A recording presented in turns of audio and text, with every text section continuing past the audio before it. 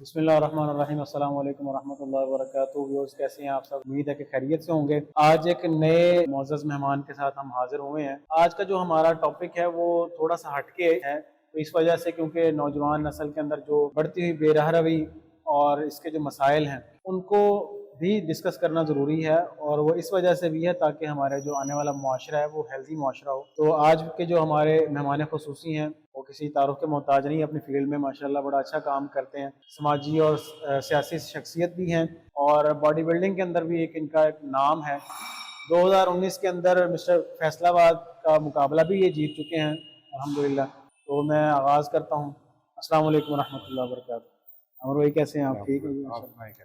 जी अल्हम्दुलिल्लाह। अमर भाई, चंद सवालात मैं आपके सामने पेश करूंगा, आप से उनके ना जवाबात चाहिए होंगे ताकि हमारे जो नौजवान हैं उनको ये इन्फॉर्मेशन मिले और वो इससे मुस्तफीद हों। पहला सवाल मेरा आपसे ये होगा कि बॉडी बिल्डिंग करना क्यों ज़रूरी है?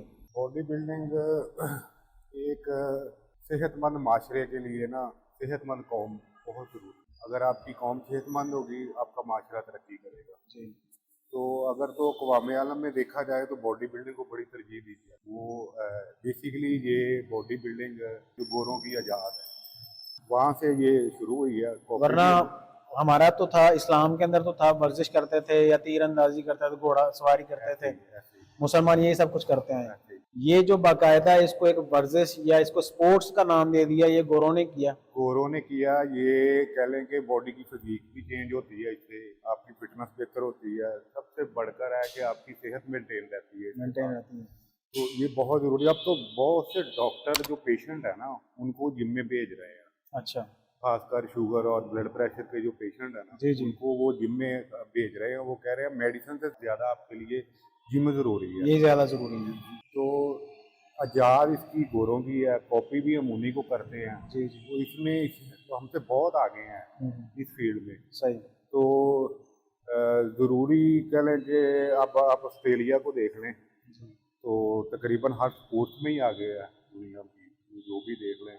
और वहाँ पे उनका रूल है, वो आपको जॉब नहीं देंगे जब तक आपके पास किसी जिम की मेंबरशिप नहीं हो। प्राइवेट जॉब भी नहीं मिलती ऑस्ट्रेलिया। जी जी। यानी कि वो एक फिट बंदे को, सेहतमंद बंदे को रखना चाहते हैं। वहाँ पे 98% लोग जो है ना वो जिम करते हैं। अच्छा। अब जिम के लिए फुटबॉलर है, वो भी अपनी फिटनेस के लिए जिम जाता है। अब हमारे कबड्डी के जितने प्लेयर हैं वो भी अपनी फिटनेस को बरकरार रखने या बेहतर करने के लिए जिम जाते हैं जी। तो सबसे टफ फील्ड जो है स्पोर्ट्स है, वो तो फुटबॉल ही तस्वर की जी जाती जी है। जी। अब आप अंदाज़ा लगाएं कि अगर फुटबॉलर भी अपनी फिटनेस के लिए जिम जाएगा तो जिम उससे भी हार्ड है, एक टफ, यानी कि ना कह लेंगे इवन के सारे ही स्पोर्ट्समैन जो है ना जिम जरूर जाते हैं, अपनी फिटनेस चाहे के वो लिए, क्रिकेट खेलने वाला है, हॉकी खेलने वाला है, फुटबॉल वाला है, बैडमिंटन है, जो भी है, वो अपने आप को फिट रखने के लिए वो जिम जाता है अपनी फिटनेस को बरकरार रखने के लिए। अच्छा अमर भाई, ये थोड़ा सा यहाँ पर बताते जाएं, क्योंकि नौजवानों के अंदर तो जिम का कॉन्सेप्ट तो है, लेकिन इनका रुझान जो हमारे अबावजदाद करते रहे, पहलवानी करते रहे, पहलवानी के अंदर और एक्सरसाइज के अंदर, जिम के अंदर कितना फर्क है? तकरीबन कह लें कि सेम ही है, तो कुछ ज़्यादा डिफरेंस नहीं है। अच्छा।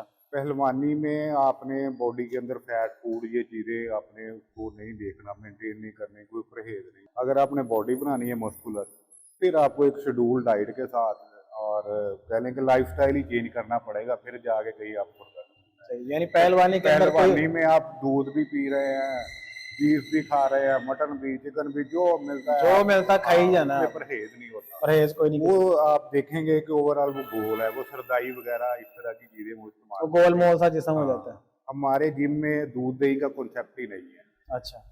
ये बिल्कुल डिफरेंट है। ये ज्यादातर चिकन, फिश, अंडे, यानी कि प्रोटीन की मिकदार हम बढ़ाते हैं, प्रोटीन और कार्बोहाइड्रेट बढ़ाते हैं, फैट कम करते हैं। चीजों को मैनेज करके ना, तो फिर अगर फैट कम करना हो फिर कार्ब और कैलोरीज वगैरह हम बंद करवाते हैं, यानी कि बड़े लो लेवल की रखते हैं। माशाल्लाह आप न्यूट्रिशनिस्ट भी हैं, तो इंशाल्लाह इसके बाद आपसे मैं वो भी पूछूंगा कि कौन से ऐसी चीज़ें हैं जो बेहतर हैं नौजवानों के लिए और किस एज लेवल में, क्योंकि बाज़ चीज़ें जो ज़रूरी होती हैं वो एक उम्र तक होती है, उसके बाद फिर उनको कम या ज़्यादा करना होता है। दूसरा सवाल मेरा आपसे ये है कि जो हमारे स्कूल गोइंग बच्चे हैं उनके जो पेरेंट्स हैं वो बड़े इस चीज़ के बारे में ना पोसेसिव होते हैं कि वो कहते हैं कि बच्चे अभी छोटे हैं, अभी इनको नहीं एक्सरसाइज नहीं करनी चाहिए, जिम नहीं करनी चाहिए, कद छोटा रह जाएगा। तो क्या आप ये पहले बताएं कि किस उम्र में बच्चे को एक्सरसाइज करना शुरू कर देनी चाहिए? 15 साल की एज तक, यानी कि 15 से अब जब हो जाता है ना, तो फिर हम लड़के को यानी कि जिम ज्वाइन करने की इजाज़त देते हैं। यानी कि हम जो एडमिशन करते हैं ना, ठीक है। तो 15 से अब जो होता है उससे पहले डॉक्टर भी मना करते हैं। हड्डियाँ कह लें कि नरम होती हैं, वो कहते हैं कि ज़्यादा वेट उठाने से टेढ़ी मेढ़ी भी हो सकती है, अच्छा। यानी कि उनके खदशात हैं। जबकि अब देखें गोरों में ऐसी कोई चीज़ नहीं है, वो छोटे बच्चे भी उनके छोटे जिम बच्चे जा भी रहे करते होते हैं, हैं। इवन कि ये असल में वहाँ जितने पे आप बड़े-बड़े चैंपियंस एक देखते हैं। चीज़ जो है वो वहाँ की वेदर कंडीशन भी है। हम्म, उनको अपने आप को सेहतमंद रखने के लिए इंडोर एक्टिविटी करनी पड़ती है। करते हैं। इंडोर जिम से बेहतर कोई भी नहीं है। अब हमारे ज़्यादातर लोग अपनी बॉडी फिजिक चेंज करने के लिए आ रहे हैं, तो उनका ज़्यादा ये होता है कि बॉडी फिजिक, नौजवान खासकर, सही। वो अपनी बॉडी को यानी कि दिलकश शलवार कमीज पहनी भी अच्छी लगे, पैंट शर्ट में भी अच्छे लगें, बिल्कुल ही अपनी बॉडी फिजिक चेंज करने के लिए जेनेटिक तक अपने बॉडी के वो चेंज कर सकते हैं। सही। तो क्या इसमें अगर उम्र कद बढ़ना ना बढ़ना इससे कद कोई नहीं, फर्क पड़ता कद है? बढ़ता है, कद आपकी हाइट बढ़ेगी। बढ़ती है, हाँ जी, रुकती नहीं है। रुकती नहीं है, बढ़ेगी। बल्कि अगर आप 40 अबव भी है ना, जी। तो आपको कोई कहता है कि कद नहीं बढ़ेगा, तो मैं गारंटी से कहता हूँ 1.5 से 2 इंच उसका भी बढ़ अच्छा, जाएगा। 40 से अबव भी अगर एज हो 40 तो से फिर भी अबव कद भी बढ़ है, जाता वो है? भी अगर जिम ज्वाइन करेगा 3 से 6 माह के बाद उसकी हाइट में 1.5 से 2 इंच का फर्क पड़ेगा। लेकिन मेडिकल तो कहती है कि आपकी उम्र जो है 20 साल के करीब करीब 25 साल तक आपका कद बढ़ता है, इससे ज्यादा नहीं नहीं बढ़ता। नहीं नहीं, आपका कद बढ़ेगा। वो ये होता है कि हमारे एक्टिविटी कोई नहीं है, जो स्पोर्ट्स की किसी भी तरह की ग्राउंड नहीं है, सबसे बड़ी चीज़ है। तो इस तरह की कोई एक्टिविटी नहीं, प्लेइंग ग्राउंड नहीं है प्ले हमारे ग्राउंड पास, नहीं है बिल्कुल भी। ना किसी तो किस्म की लोग, सपोर्ट मिलती है। और मुल्क के माशी हालात भी कुछ इस तरह के हैं, तो लोगों के पास टाइम ही नहीं है कि वो स्पोर्ट्स के लिए टाइम निकाल सकें। तो वो फिर जब हमारे पास आते हैं लोग, वो होता है ये हड्डियों में झुकाव होता है, अच्छा। आहिस्ता आहिस्ता है ना, वो यानी कि डाउन होना शुरू हो जाते हैं। जब जिम ज्वाइन करते हैं ना, तो वो दोबारा बॉडी अपनी तड़ पे आती है, तो 1.5 से 2 इंच का फर्क पड़ता है। अच्छा, मसल यानी कि खिंचाव आ जाता है, हड्डियां अपनी जगह पे आ जाती आ हैं। जाती हैं वापस अपनी जगह पे। वो जैसे जैसे 3 से 6 माह में वो सीधे होते हैं, हड्डियों में ताड़ आता है पूरा, तो वो 1.5 से 2 इंच का फर्क पड़ता है। अच्छा, यानी वैसे आप ये नहीं कह सकते कि कद लंबा हो रहा है, नहीं, या आप वो ये ही कह सकते उसका हैं यानी कि सीधा हो जाता है बंदा। सीधा हो यानी कि जाता है। ऐसे सीधा वो कह रहे हैं, दूसरी जबान में लोग कहते हैं अकड़ के चलता, अकड़ के नहीं है। वैसे ही ये आप कर एक्सरसाइज कुदरती कर उसका करके जिस्म ना, ऐसा हो जाता है। हाँ जी, जिस्म का तनाव ही ऐसे हो जाता है, मसल टाइट हो जाते हैं, सही। खिंचाव आ जाता है मसल। अच्छा, मेरा एक और सवाल आपसे ये है कि क्योंकि आप माशाल्लाह समाजी शख्सियत भी हैं, तो लोगों के साथ बैठना उठना, स्पेशली नौजवानों के साथ काफ़ी आपका इंटरेक्शन होता है। नौजवानों के अंदर इस वक्त आप क्या समझते हैं कि एक्सरसाइज का रुझान ज़्यादा है, या फजूल की जो जो सेहत को ख़राब करने वाली चीज़ें हैं उनकी तरफ रुझान ज़्यादा है? रुझान किस तरफ है नौजवानों में? असल में आपका माशरा सेहतमंद होगा ना, तो वो पॉजिटिव माइंड सोचेगा। अगर आपका माशरा ही बीमार होगा, वो नेगेटिव सरगर्मियों में ज़्यादा होगा।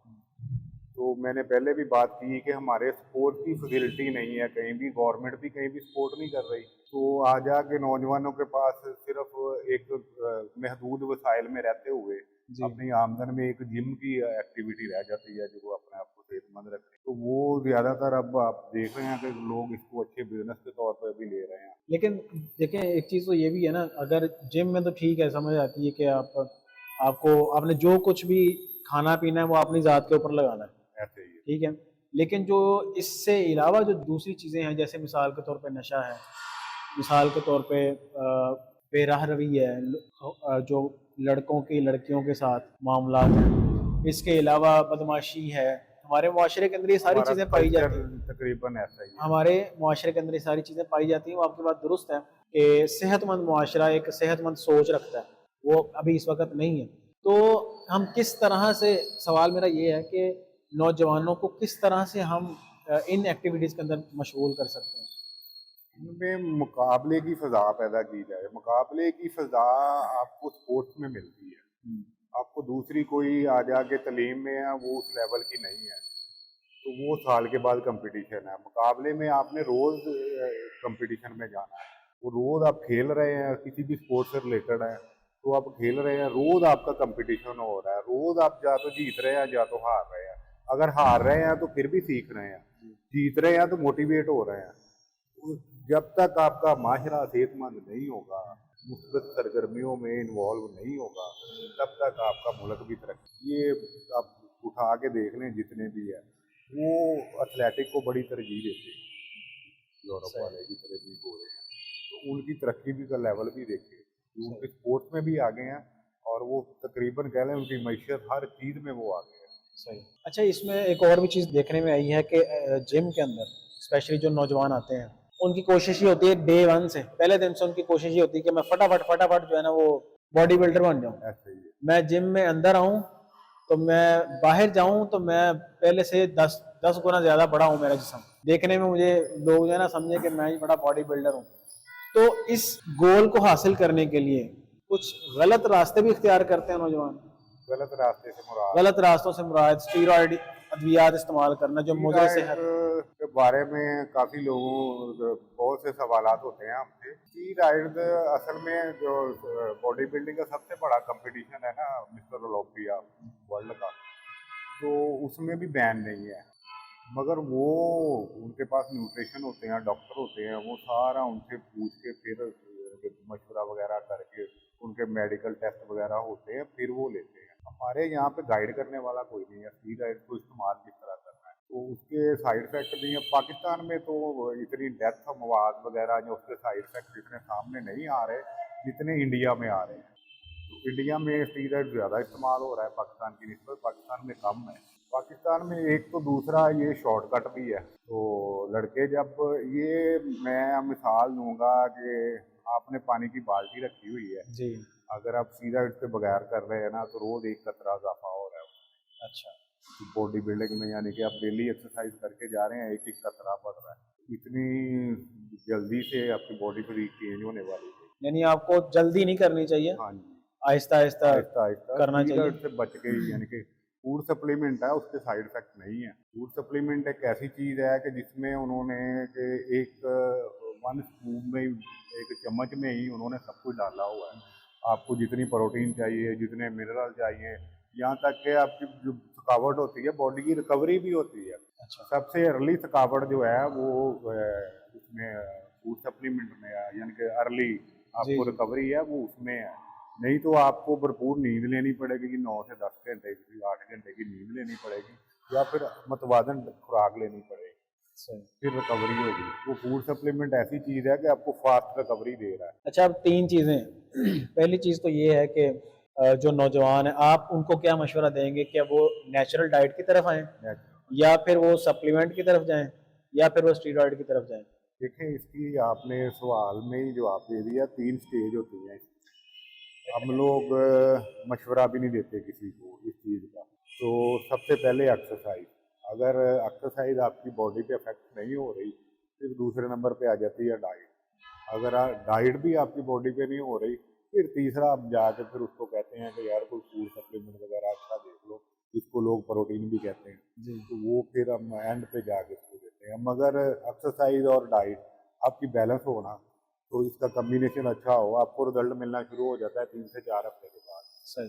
ये सप्लीमेंट में भी बहुत सा मार्केट भरी पड़ी है, उसमें भी जो है वो खुश्क दूध बेचा जा रहा है, सारा कुछ किया जा रहा है। क्या इसमें कोई यानी इसका कोई हार्ड एंड फास्ट रूल है कि जान पहचान करने के लिए कि भाई कौन सी चीज़ असली है? नहीं, और वो आपकी बॉडी के मुताबिक है। अगर तो आपकी बॉडी में फैट है, फिर आपको और चीज़ चाहिए। अगर आपकी बॉडी बिल्कुल स्लिम है, तो आपको और चीज़ चाहिए। नहीं नहीं, मेरा असल ये में। मुख्तलिफ कैटेगरी होती हैं अच्छा। उसमें। एक गेनर होता है, प्रोटीन होती है, फिर इसमें श्रेड टाइप भी अब आए हुए हैं जो आपकी बॉडी को, यानी कि फैट भी साथ साथ कम करते हैं, जिसमें आइसोलेट फार्मूला होता है, अच्छा। फैट बर्नर फार्मूला होता है जिसमें। सही। अब बड़ी जिद्दत आ गई है बॉडी बिल्डिंग में। पहले होता था आपने 2 किलो बीफ खाना है और 6 घंटे एक्सरसाइज करनी है, जब आर्नल्ड वाला दौर था। दर्जन अंडे खाएं, हाँ साथ जी, बीफ दर्जन इसी खाएं। तरह। वो आप सारा दिन या खाते रहो या एक्सरसाइज करते रहो। अब ये है आपकी 35 से 40 मिनट, ज़्यादा से ज़्यादा 1 घंटे की एक्सरसाइज है, तो उसी में आपने सारा कुछ, यानी कि वो मेन चीज़ है 70। जब बंदा स्टार्ट करता है ना, तो फिर होता है 70% उसकी एक्सरसाइज पे डिपेंड करता है। जी। जब वो रवा हो जाता है ना, यानी कि उसको सारी एक्सरसाइज करने में दुश्वारी नहीं होती, वो एक खलियों का प्रोसेस होता है, उससे निकल जाता है 3 से 4 हफ्ते के बाद। फिर डिपेंड कर रहा होता है 70% डाइट पे अच्छा। कि आप ले क्या रहे हैं, खा क्या रहे हैं।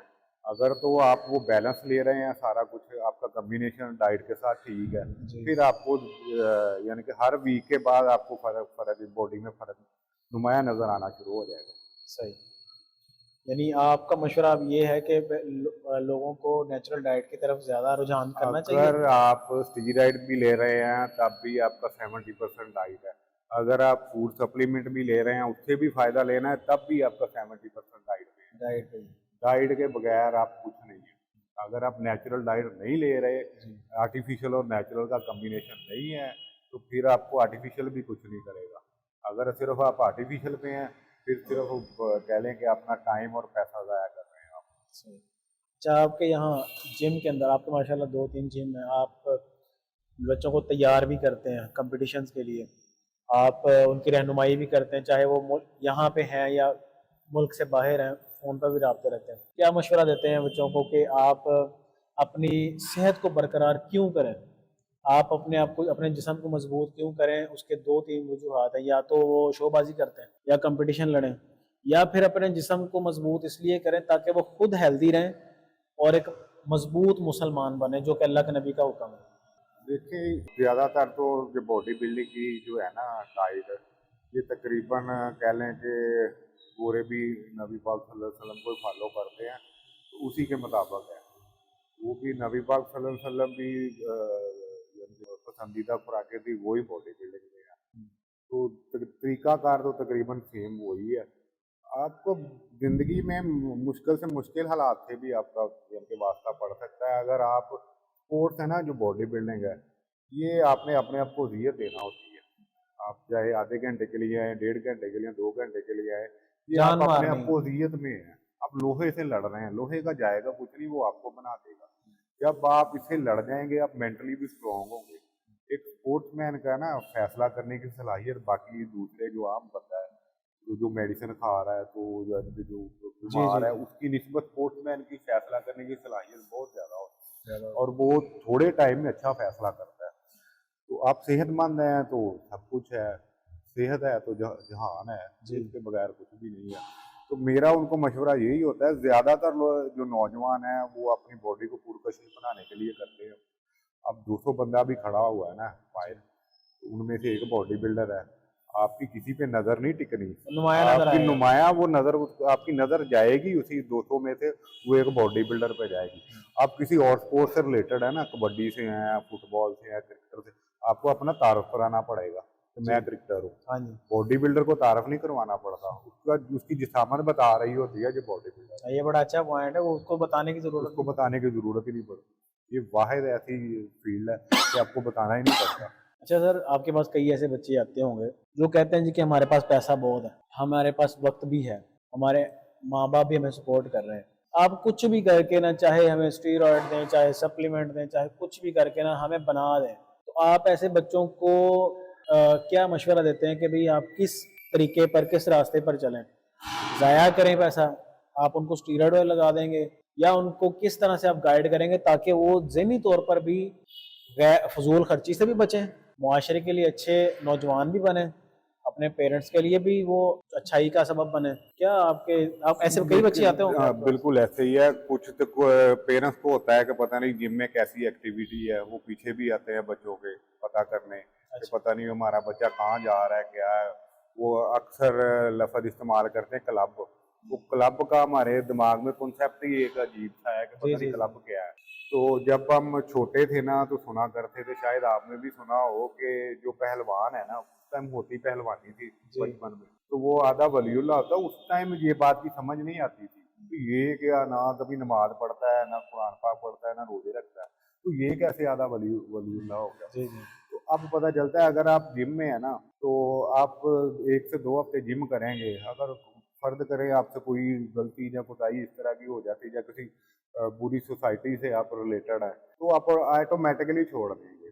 आप अगर कोई गलत काम करते हैं ना, तो आप अपनी पिछले हफ्ते वाली गेम से ही नहीं आप यानी बंदा बुराइयों से कंपैरिजन नहीं बचना करते, शुरू हो जाता है। ऑटोमेटिकली स्पोर्ट्स है ना, जैसे नमाज आपको बुराइयों से बचाती है, स्पोर्ट्स भी आपको बचाती है। आपके अंदर वो जो मुकाबले की वो एक जुगन होती है ना बंदे के अंदर, तो मैंने ऐसे बनना है या खेलना है या जीतना है, वो आपको बुराई से बचाती है। आपको गलत दोस्तों से भी गलत बचाती है दोस्तों ये, से, सोसाइटी से, गलत बिल्कुल, सोसाइटी हाँ से जी। भी, नशे से भी, हर नशे तरह से, की हर चीज से आप बंदा जाता ही नहीं है बुराई की तरफ। कोई भी आप स्पोर्ट्समैन देख लें, वो बुराई की तरफ नहीं जाएगा।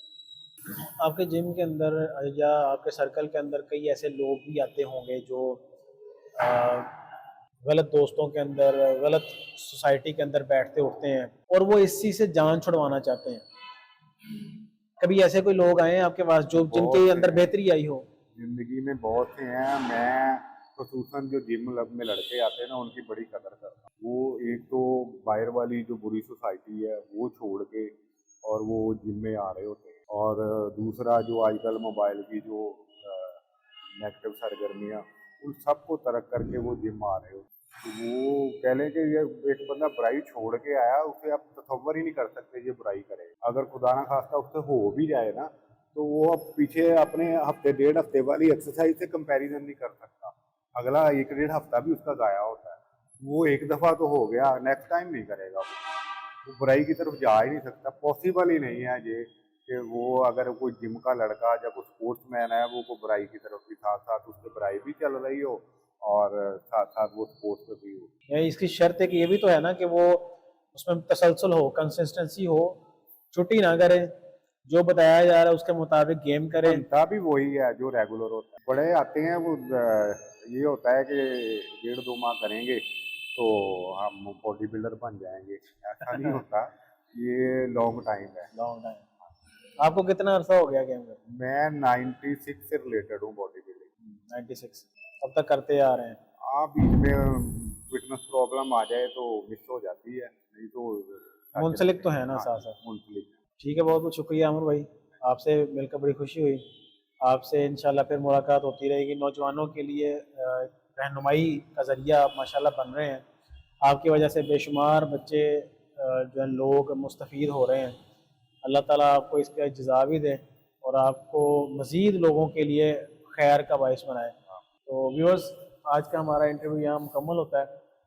इसी तरह जिस मुख्तलिफ जो हमारे मशहूर लोग या अपने अपने सर्कल के अंदर जो लोग मेहनत कर रहे हैं या कर चुके हैं, अपने अपने तजर्बात और मुफीद तजर्बात की रोशनी में आपकी रहनुमाई फरमा रहे हैं, तो इन लोगों के लिए दुआ खैर भी किया करें और कोशिश किया करें कि इनके बताए गए मशवरा के ऊपर ज़िंदगी गुजारने की कोशिश करें, ताकि आप अपनी ज़िंदगी के अंदर वो गलतियाँ ना करें जो ये आपको सिखा रहे हैं।